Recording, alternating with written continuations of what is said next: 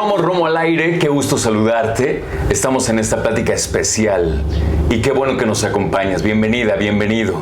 Déjame platicarte que Fernando Aceves nos recibe para platicar, para conocerlo mejor y tiene propósito esta plática, esta entrevista, este video podcast, el, claro, plantear quién es Fernando, pero conocerlo más a fondo, porque a mí me interesa mucho que lo conozcas y que sepamos, además de quién es, el legado que está generando su profesión, su proyecto, precisamente su legado.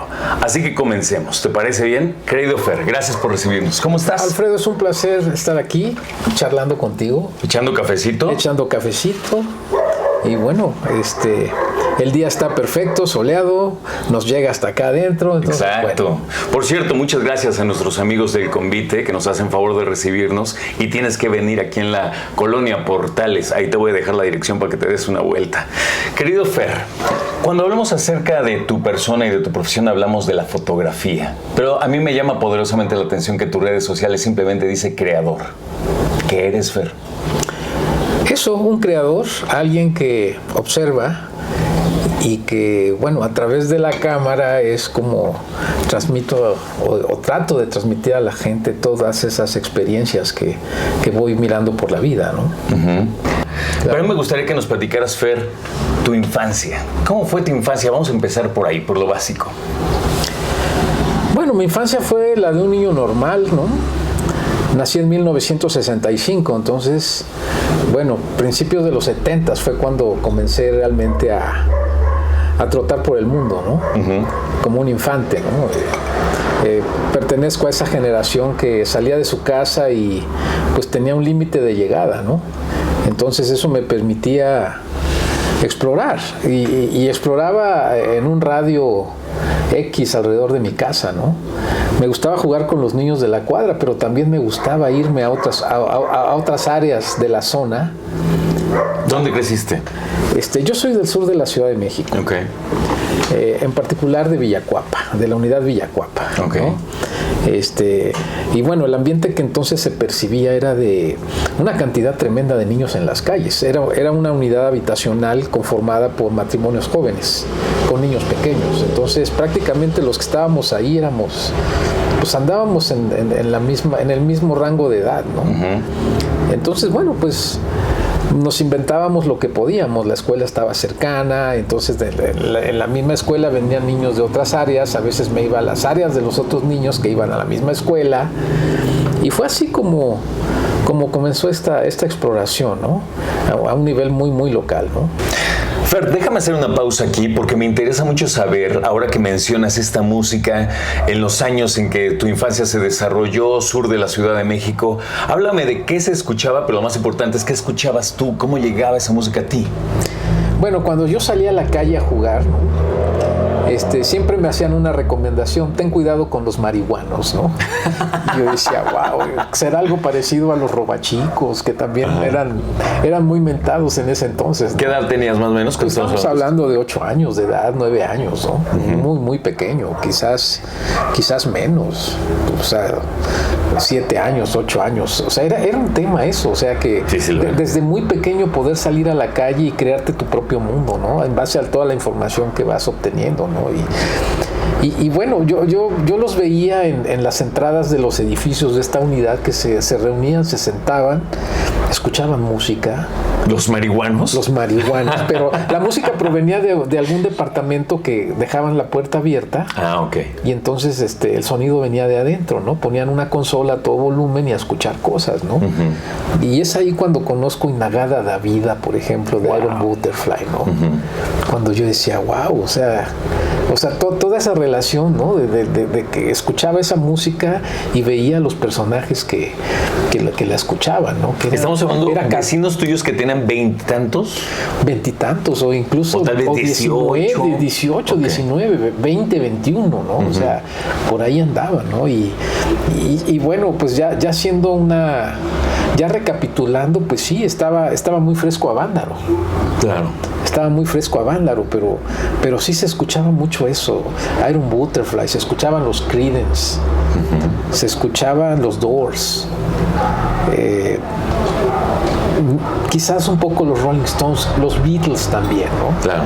Pero es ahí cuando yo escuchaba mucho el Get Back de los Beatles. Y siempre iba muy relacionada a la portada del disco cuando los veías con barbas, con greñas y que los chicos emulaban esa imagen de los Beatles en ese entonces, ¿no? Y escuchaba esa canción, entonces para mí era un símbolo de eso, ¿no? De los marihuanos, ¿no? Claro, sí, bueno, a ver, pero que al final ni conciencia tenía yo de lo que era la marihuana, nada de eso, claro. ¿No? O sea, escuchabas la palabra nada más, ¿no? Dime una cosa, ¿de dónde sacaba Fer la música? Si los comprabas, ¿era de tus domingos o te los prestaban o comprabas cassettes o cómo era esta onda? En ese entonces no compraba yo música, eso serían unos poquitos años después, o sea, era la radio, ¿no? Era Radio Capital, era La Pantera, era Radio Éxitos, ¿no?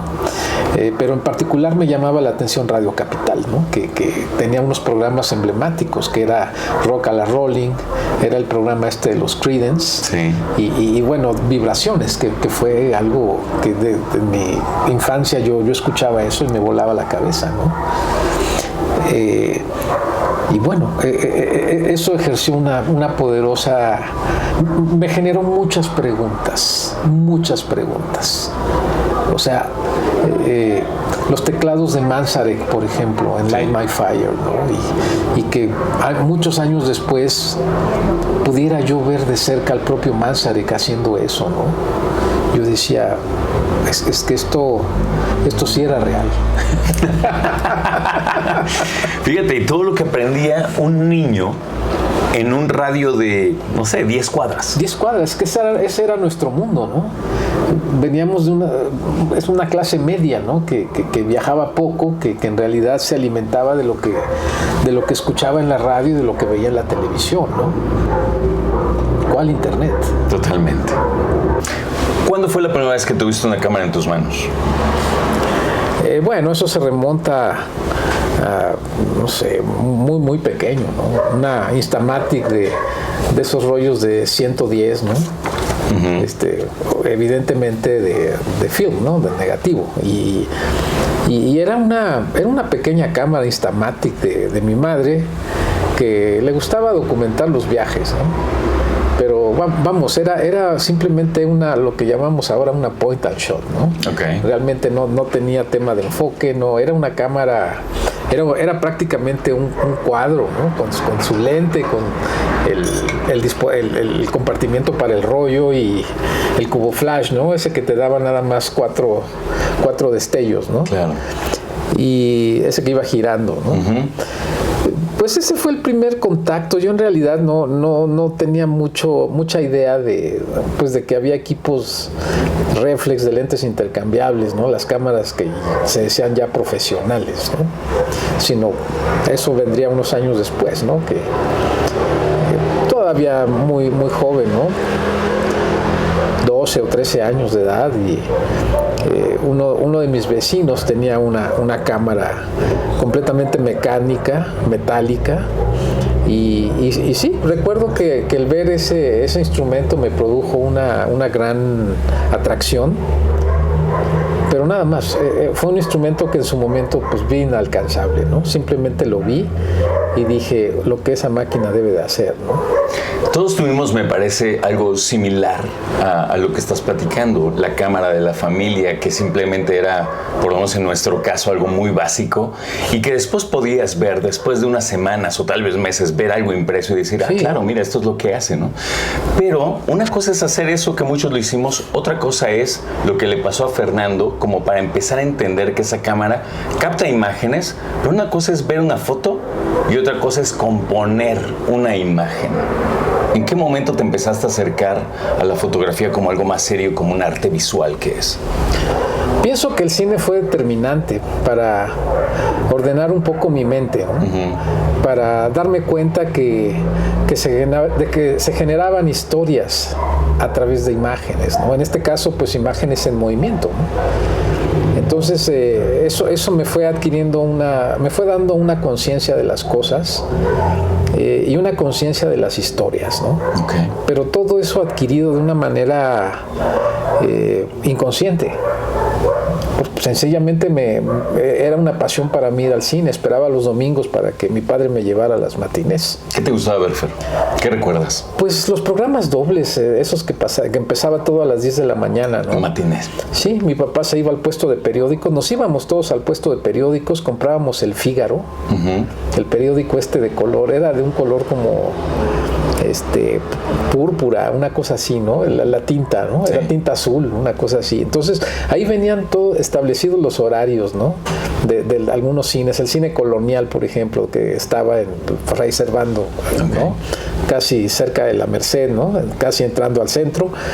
Era un lugar a donde íbamos siempre y pues eran los programas dobles, ¿no? Recuerdo las caricaturas de Tom y Jerry, que es lo primero que te pasaban. Era espectacular ver esas caricaturas en pantalla gigante. Sí.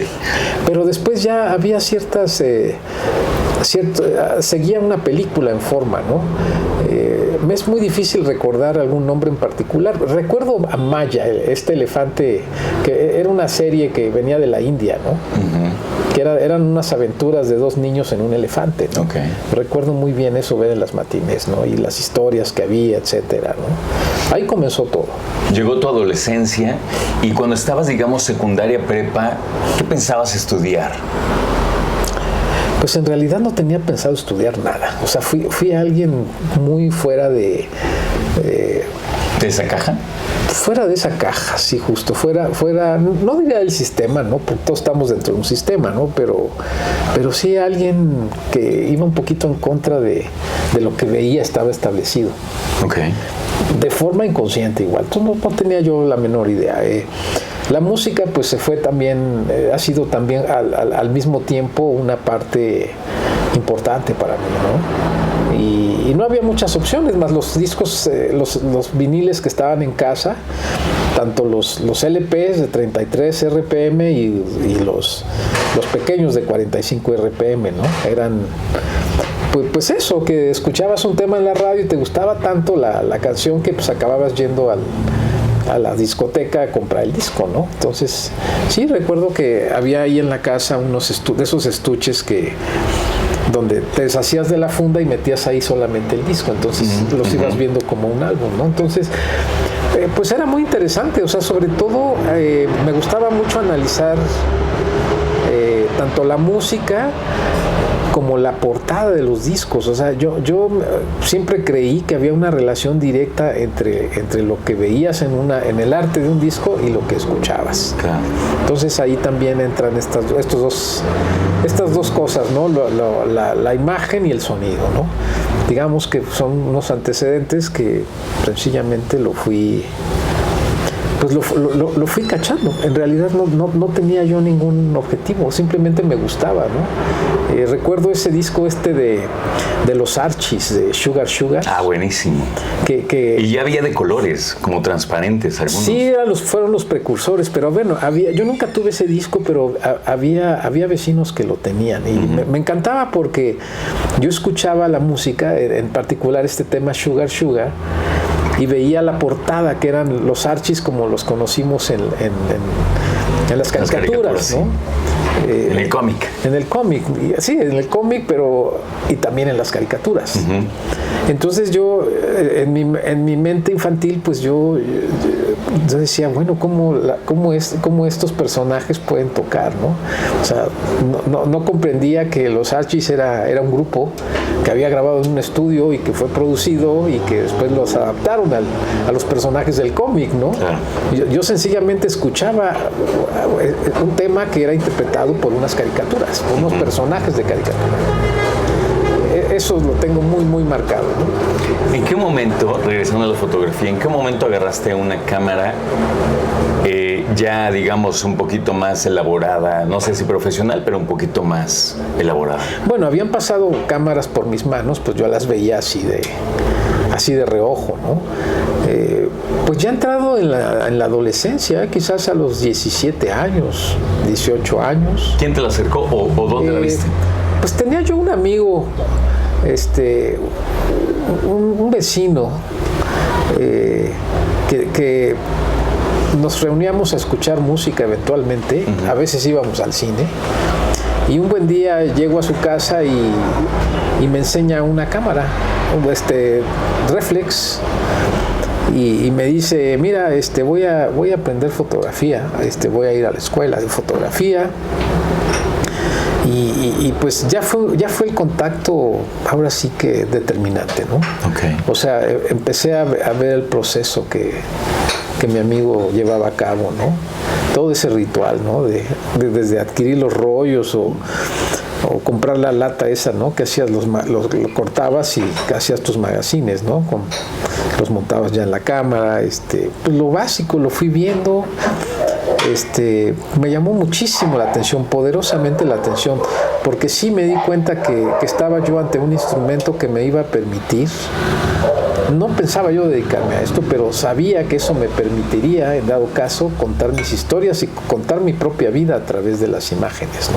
¿Tomaste el curso igual que tu amigo? No, yo nunca tomé el curso. Él lo tomaba y de alguna forma me transmitía lo que él iba viendo, ¿no? Okay. Montó un cuarto oscuro, aprendió a revelar, aprendió a imprimir. Entonces, pues yo estaba muy pegado con él. Entonces, entrábamos al cuarto oscuro, y bueno, iniciaba ese proceso de magia, ¿no? De lo que era el revelado y bueno, sobre todo la ampliación, eso cambió mi vida, ¿no? O sea, el ver, colocar el papel en la ampliadora, exponerlo y después ya someterlo a los líquidos mágicos, ¿no? En las charolas y ver cómo la imagen iba emergiendo, ¿no? Eso es magia pura, ¿verdad? Eso es magia pura y bueno, que a la fecha sigue siendo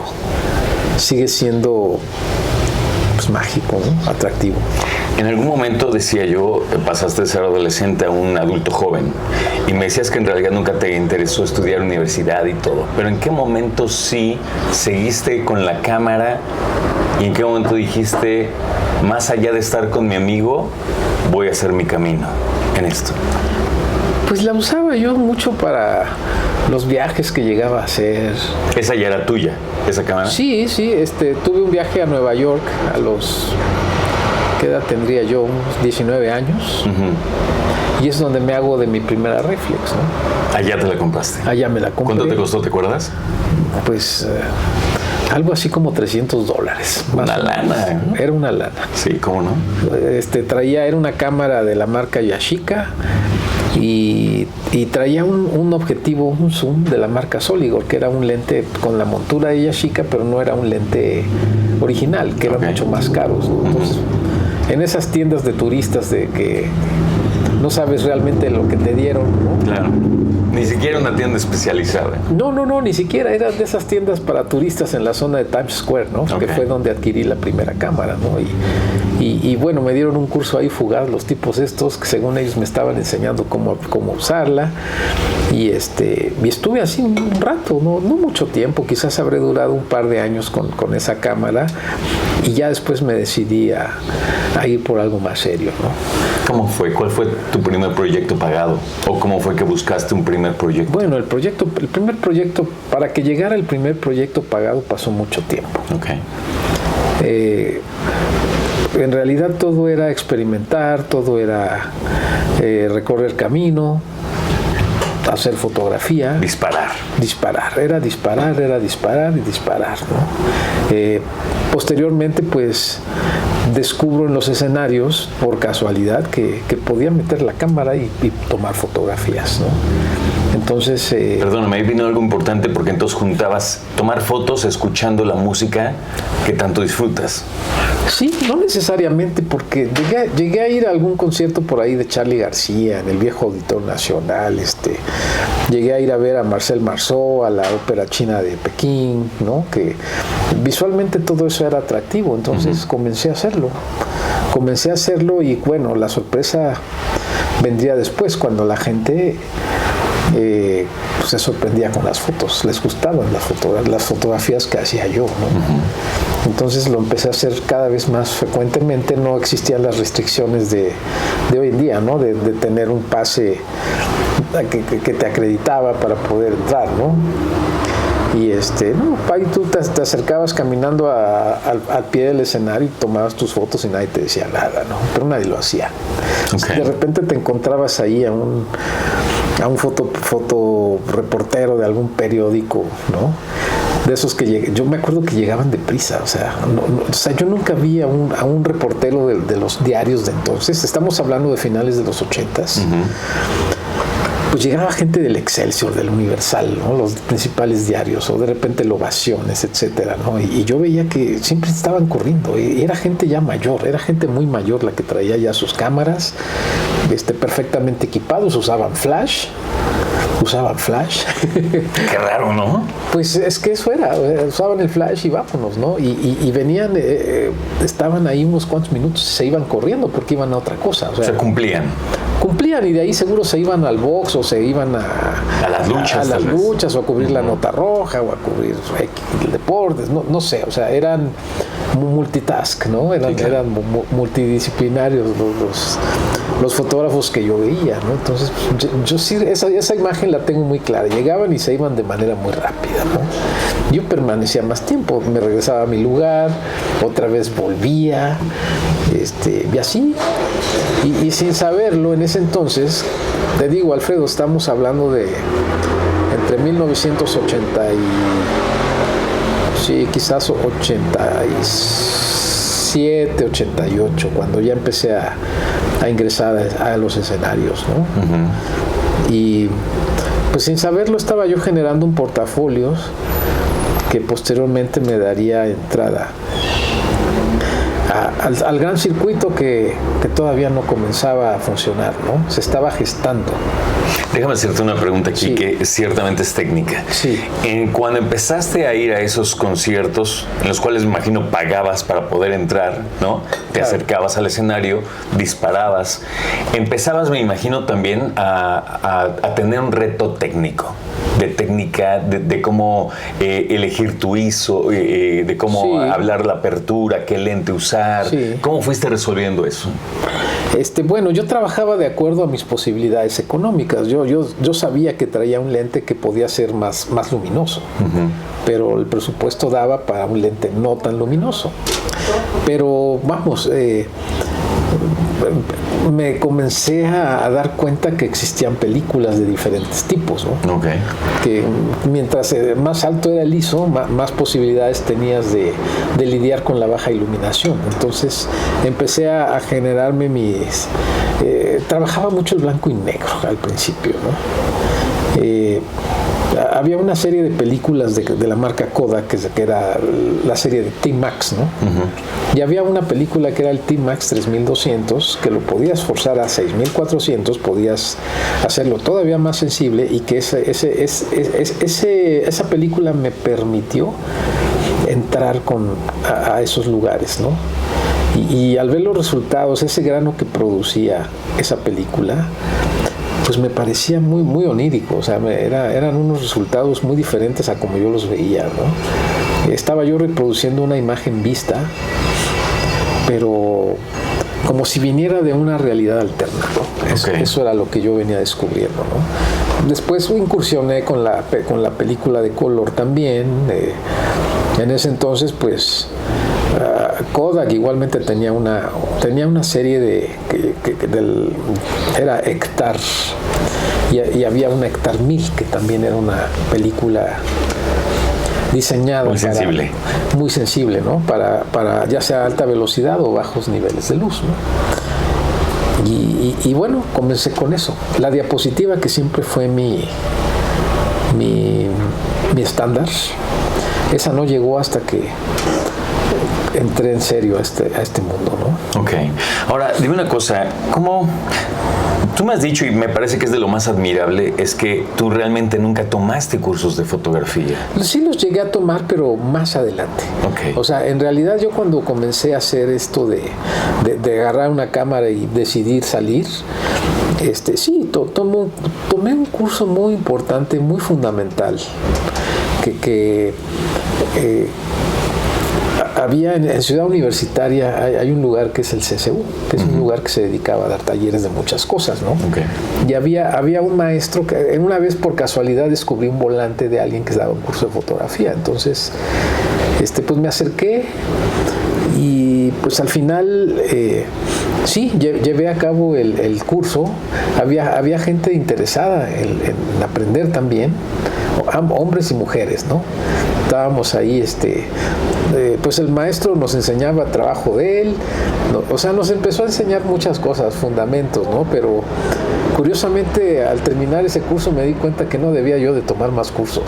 Sí, te aburría, la verdad. Pues no que me aburriera, sino no era realmente una línea que yo estaba, para la que yo estaba, digamos, no era la línea que estaba yo buscando. Okay. Ajá. Okay. Eso era. Entonces, creo que, pues, como todo proceso autodidacta, pues yo decidí crearme mi propia tira de materias, por llamarle de alguna manera. Entonces, pues empecé a yo crearme la disciplina de avanzar con esto, ¿no? ¿Y cómo? Pues seguir yendo al cine. La otra era fundamental, ir a los museos. Ir a los museos fue parte importante de este entrenamiento, ¿no? O sea, todo se iba llevando simultáneo, ¿no? El cine, los museos, la propia fotografía, la música, todo eso iba junto, ¿no? ¿En qué momento descubriste que era un nicho, no solo para ti, sino mundial? ¿En qué momento empezaste a ver obras de otros fotógrafos, sí, sobre todo extranjeros, sí, en el que empezaste a lo mejor a ver libros, ver revistas? ¿Cómo fue ese proceso? Hubo una exposición que me marcó, que fue la de National Geographic, que se llamaba Odisea. Okay. Que una gran exposición que estaba en el desaparecido junto ahí en Polanco, el Centro Cultural Arte Contemporáneo. Ah, claro. Que era Campos Elíseos y Jorge Elliot. Exactamente, que era un museo y que formaba parte del ambicioso proyecto cultural de Televisa. Entonces, lo hacían muy bien, ¿eh? Lo hacían muy bien. Pero esa exposición de Odisea fue fundamental. O sea, darme cuenta cómo el mundo estaba siendo descubierto por los fotógrafos, ¿no? Y mostrando todo, tanto la vida del ser humano, todo el entorno de culturas tan raras para uno, uh-huh. Y bueno, la cuestión de los paisajes, la fauna, todo eso, creo que fue algo que me marcó, ¿no? Posteriormente hubo otra exposición que fue la de la agencia Magnum en el ICP de Nueva York, que también fue fundamental también. Esa fue ya decir, órale, voy sobre de esto, ¿no? Platícame de eso, ¿cómo fue ese encuentro y cómo fue que determinaron trabajar juntos? Pues mira, en un viaje a Nueva York, en medio ya la búsqueda ya estaba en su apogeo. Uh-huh. Llego a ese lugar, al International Center of Photography. Así wow. Las siglas sean ICP. Claro, es un lugar y que su nombre lo dice todo, ¿no? Sí, tenía ahí en la Quinta Avenida tenían una sala de exposiciones, ¿no? Y ahí estaba una exposición llamada In Our Time, en nuestro tiempo, uh-huh. que fotógrafos de la agencia Magnum, que bueno, pues había gente del calibre de Henry Cartier-Bresson, de Cornel Capa, de Joseph Kudelka, o sea, gente de la agencia, ¿no? Que bueno, pues una selección de imágenes a través de la historia de la agencia, que dije, esto es lo que yo quiero hacer. ¡Qué maravilla! Sí. Es que en realidad yo no ambicionaba fotografiar músicos, o sea, era hacer imágenes, tenía esa fantasía de recorrer el mundo y captarlo con mi cámara, emulando a todos esos íconos de la imagen que habían surgido, sobre todo durante la Segunda Guerra Mundial y después de la Segunda Guerra Mundial, ¿no? Que se funda esta agencia. Okay. Ahora, dime un punto importante. Al principio me decías te gustaba mucho la fotografía blanco y negro. Sí. Después empiezas a desarrollar tu técnica, ¿no? Empieza Fernando a crecer, sí, a formarse ya de una manera mucho más amplia. ¿En qué momento empiezas a lidiar ya con dar un paso más grande en términos de la parte de postproducción? Es decir, ¿a dónde llevabas tus rollos ya a color a revelar, ¿no? ¿Cómo empezaste a ver el formato que te gustaba para dar por terminada una obra colgada? ¿Qué tipo de marco te gustaba? Sí. ¿Sabes? La María Luisa, todo esto. Nunca fui afecto a realmente enmarcar, ¿eh? Sí a ampliar, pero el proceso típico era tomar la fotografía, ir a un laboratorio, que me lo revelaran, me daban ya mis negativos con la hoja de contactos, que si bien había yo aprendido todo ese proceso con este amigo que estoy refiriendo, en realidad yo decidí ocuparme más por la producción más que por los procesos. Entonces siempre fui directamente con un laboratorio con el que fui generando confianza, amistad, y ellos me empezaban a revelar, me daban mis hojas de contacto. Y yo de la hoja de contacto escogía algunas fotografías y las mandaba ahí mismo a ampliar, ¿no? Bajo los propios criterios del cuate que estaba ahí en el cuarto oscuro. O sea, yo realmente, cuando tú llevas el control, la foto la haces como tú quieres. Claro. Pero más bien confiabas en alguien, ¿no? Y ellos ya te daban la impresión, y fui coleccionando esas fotos, ¿no? Esas impresiones. Las metía en carpetas y fui generando, te decía, ese portafolios, ¿no? ¿En qué momento dejaste de pagar tus entradas y acercarte por inquietud, y en qué momento alguien te llamó para empezar a tomar profesionalmente las fotos de los conciertos y los eventos de la ciudad? Pues yo decidí dar un paso acreditándome para un evento mayor, ¿no? Que fue un concierto de Billy Joel en el Palacio de los Deportes, que fue en el mes de marzo de 1991. Estamos hablando ya de casi 33 años de eso. Parece que fue ayer, ¿no? O sea, tengo muy fresca toda la información, o sea, la manera como llego, ¿no? O sea, en realidad fui porque quería ver a Billy Joel. Lo quería ver de cerca, y mi cámara iba a ser el argumento perfecto para poder para poder acercarme a él de alguna forma, ¿no? Aunque fuese por unos minutos. Perdón, nada más quiero entender bien. Obviamente eres fan de Billy Joel. Tu herramienta te acercó. Sí. Entonces, sí se juntaron cosas muy importantes. Yo tengo esta herramienta, esto es lo que estoy haciendo, pero a lo mejor decidiste que fuera el primer concierto en el que te fueras a acreditar como para sentar una cuestión profesional cumpliendo un sueño, ¿sí? Sí, era cumplir uno de tantos sueños que vas cachando, ¿no? O sea, o que vas deseando tenerlos, ¿no? Que ocurran. Pero bueno, ya había habido algunos encuentros previos. Uno muy importante fue con el bailarín ruso Rudolf Nureyev, que vino a bailar acá a finales de los 80s, ¿no? Y que bueno, al ver mis fotografías y al tener la oportunidad que el bailarín las viera, pues me di cuenta que quizás podía yo hacer de esto algo más serio. Eso quería preguntarte. Sí. Primero fue con Nureyev, pero también cuando llega Billy Joel, que ya estabas acreditado, con esa acreditación llega también un pase a un nivel más profundo y a un nivel de los escenarios, el backstage soñado, mira, ¿no? No, el backstage no se da hasta de manera posterior. Sí, okay. O sea, si bien ese pase era la entrada a algo más serio, más grande, también estabas entrando a un mundo donde hay reglas. ¿Sí? O sea, no era lo mismo llegar al lugar y caminar a la primera fila y que nadie te dijera nada y tú hacer las cosas como quisieras, el tiempo que tú quisieras, a llegar a un lugar en donde te decían, sí, vas a entrar, pero vas a tener 8 o 9 minutos traducido a 3 canciones, 15 minutos máximo y te vas, ¿no? Okay. Entonces, desde el inicio aprendí a que el tiempo se debía de administrar, debías de crear en muy poco tiempo, ¿no? Hubieron oportunidades más adelante, pero en cuanto al tiempo, en cuanto a los accesos, pero en ese entonces estaba yo entrando a un sistema que yo desconocía por completo, porque pues también al yo documentarme me di cuenta que no había alguien que se hubiese dedicado a fotografiar la escena musical. Claro. Se hacía, pero de una forma muy ¿precaria? Pues no precaria, sino se hacía porque pues era parte del abanico de las noticias, ¿no? De lo que se generaba para un diario, ¿no? Entonces, eso, el fotógrafo que llegaba rápido tomaba y se iba, ¿no? O sea, no había un registro propiamente serio.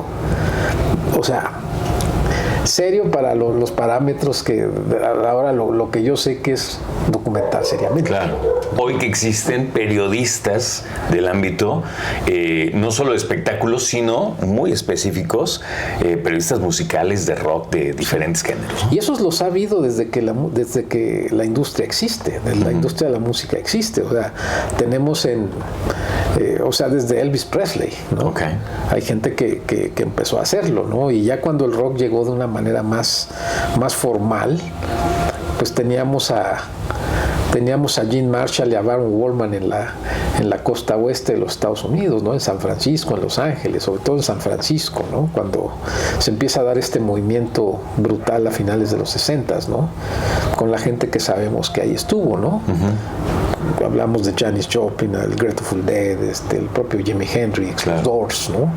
Y estaba la costa este también, en la zona de Nueva York, ¿no? Ahí estaba Bob Gruen, pero Bob Gruen llegó posterior. Trato de pensar algún fotógrafo que hubiese cubierto esa misma. No, es que todo estaba en la costa oeste, ¿no? Mira. El movimiento de la psicodelia, todo eso estaba en esa zona, estaba en California, ¿no?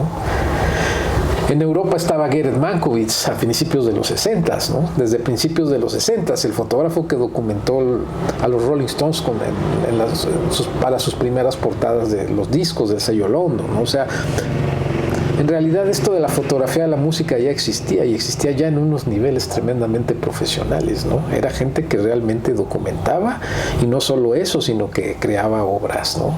O sea, a nivel artístico es gente que ya estaba muy arriba, ¿no? Gene Marshall solamente usó la legendaria cámara Leica alemana, ¿no? En ese entonces, ¿no? Esto y más es lo que nos espera en las próximas pláticas con mi querido Fernando Aceves, porque esta es solamente la primera parte.